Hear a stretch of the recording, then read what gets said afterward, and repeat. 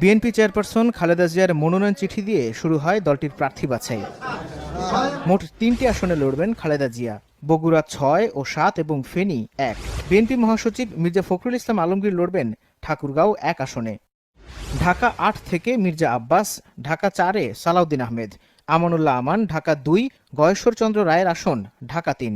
জয়নুল আবেদিন ফারুক নোয়াখালী ২, নোয়াখালী ৫ আসনে মওদুদ আহমদ, ফেনী ৩ থেকে আব্দুল আওয়াল মিন্টু, নিখোঁজ ইলিয়াস আলীর স্ত্রী তাহসিনা রুশদীর লুনা লড়বেন সিলেট ২ আসনে। এছাড়া বরিশাল ১-এ জহিরুদ্দিন স্বপন ও বরিশাল ২-এ মোয়াজ্জেম হোসেন আলাল, ভোলা ৩-এ হাফিজউদ্দিন আহমেদ, নরসিংদী ১ আসনে খায়রুল কবির খোকন।